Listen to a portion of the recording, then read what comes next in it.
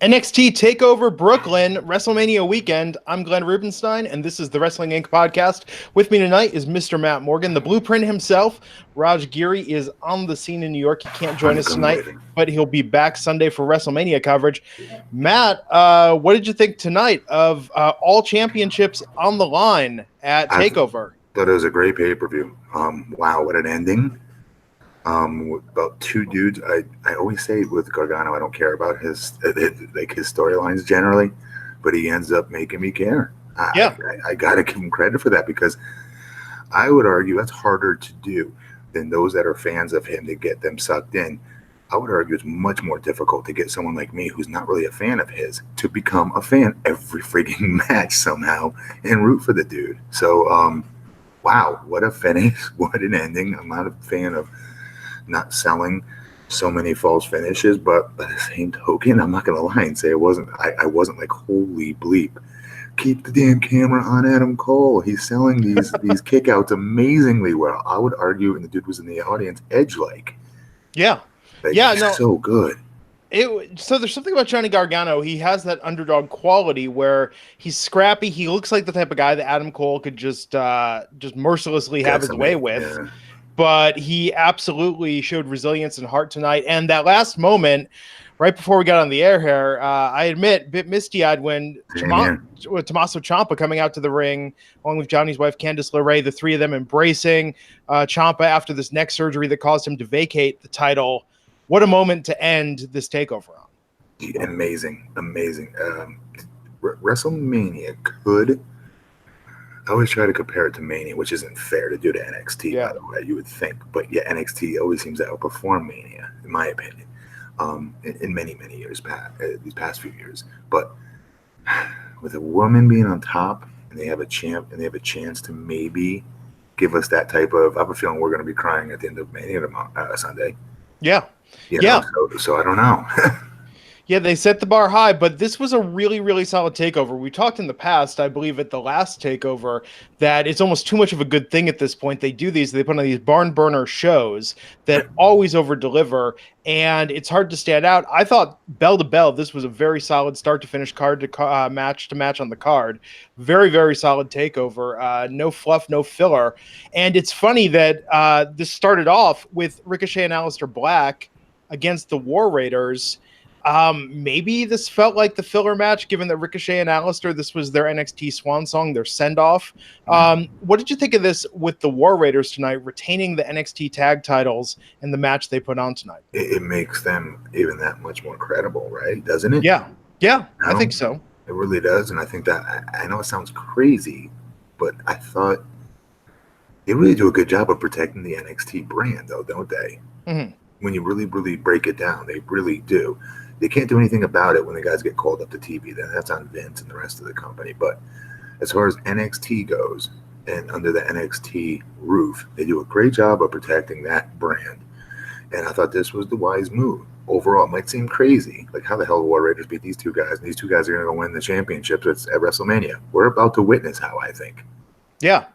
Yeah, and I thought they did a good job tonight of making them look dominant. That combo they did with the Black Mass into the 630, and the way that they had his partner save that with Hanson pulling Rowe out of the ring. That was the second time, pardon me. The first time when they saved that, I thought that was really, really impressive. Thought the way they got the pin at the end of this with the champions both covering him for the pin to win was good.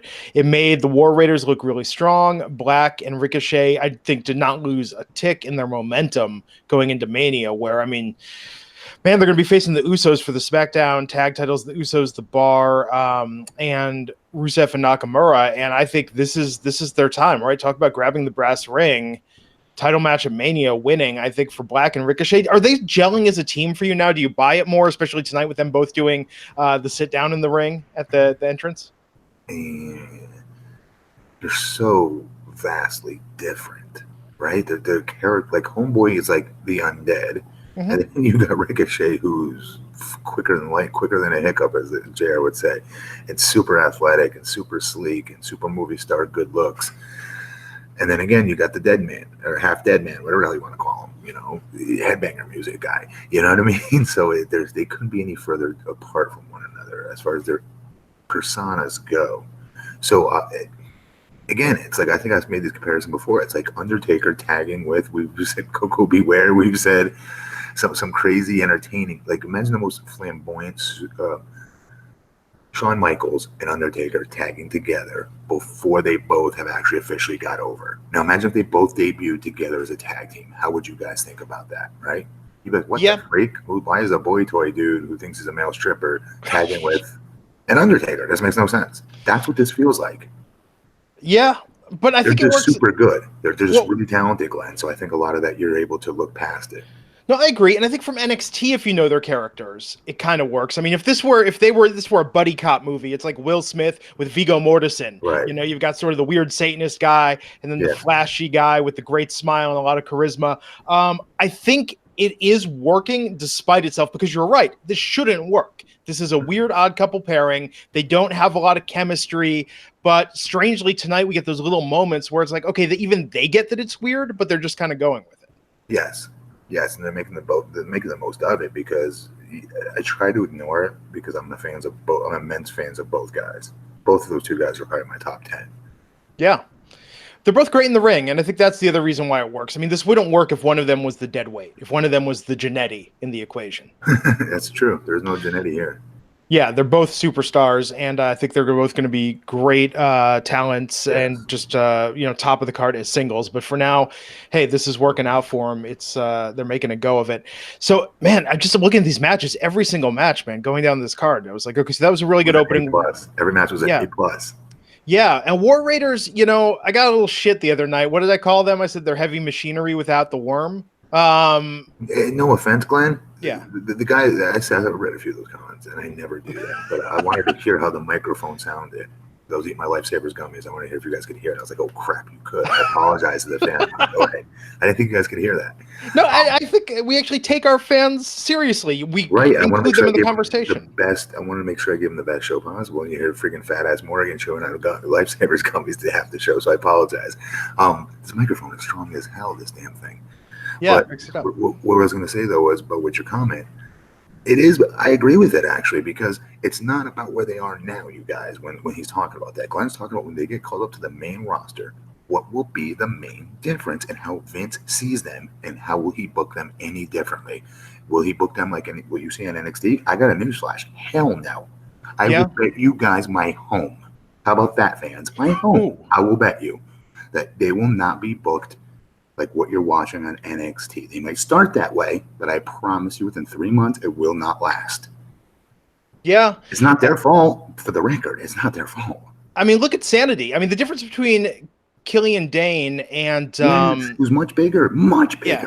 And Otis, I mean, honestly, look back. Did you see that promo making the rounds? I think it was from NXT Breaking Ground, where Otis Dozovic was cutting his first promo, and then someone said, could you dance? And he did the worm, and everyone was like, oh my God, this is great. William Regal's cracking a smile. It's like the worm and the funny voice is what is saving Otis at this point. Absolutely. Yeah, that's what Vince sees, is like sort of the stammering Chris Farley type.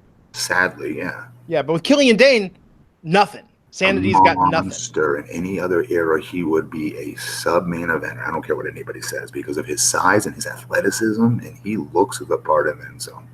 And so I think, given... Okay, let me ask you this. Given all of the disastrous call-ups and the misused talent that's made it onto the main roster. Fault, but yeah. No, not at all. But given the way that, I mean, just Shinsuke Nakamura, Bobby Roode, name it with the NXT call-ups, chances are it's gone poorly with the majority of them. Given that, now do you watch TakeOver? And ask us of our audience as well.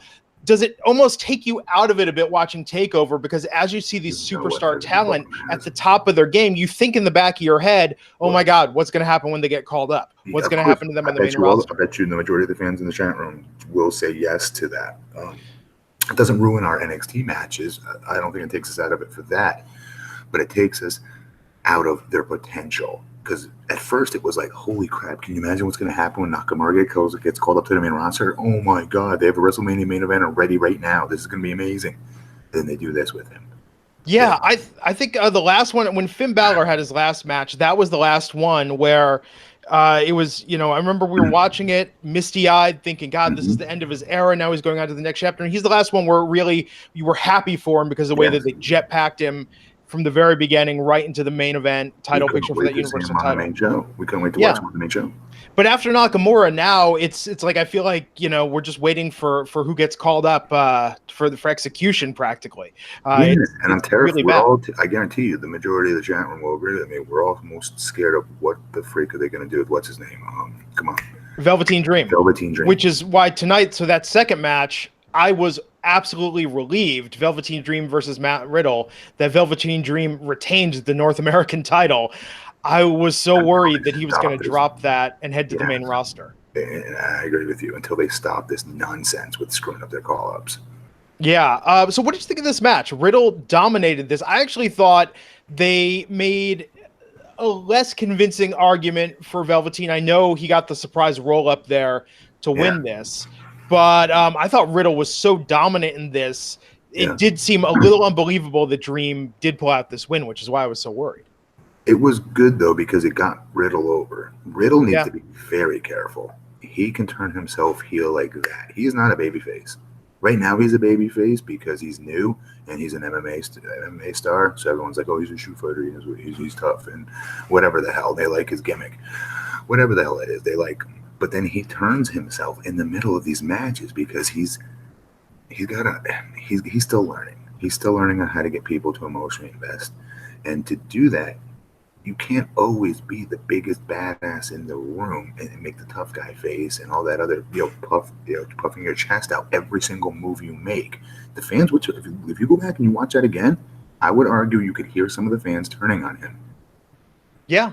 And it's weird too because the bro thing. Now, Matt, I don't know, how it is where you are in Florida. Bro is not seen as a good thing in the San Francisco Bay Area. We think of it as played out. I can't stand. If I say it, I get so angry at myself later on because it is so played out. I always vowed I'd never talk like that, and then the wrestling business pulled it out of me. And Meathead Matt was born. No, but it's terrible. I hate that word. Oh my god! But I'm the worst with it. I got to be honest. So. It is. It's not a good thing. It's a bad thing. You're right. Yeah, and when you call someone a bro or a bro type, not a compliment. No, well, it shouldn't be taken as one, though. Yeah. So I think that it is sort of heelish, and this works in that context. So I think Riddle, he came across looking really, really good in this match. I like his offense. His offense is very, very fresh and very new. I like it. And I think Velveteen Dream, his entrance was over the top. It was flamboyant, but not like before. I mean, he didn't have the Hogan homage, none of the "Call Me Up" Vince on his tight. He had a foam Statue of Liberty gimmick on his head. Foam, come on! And he made it work. You couldn't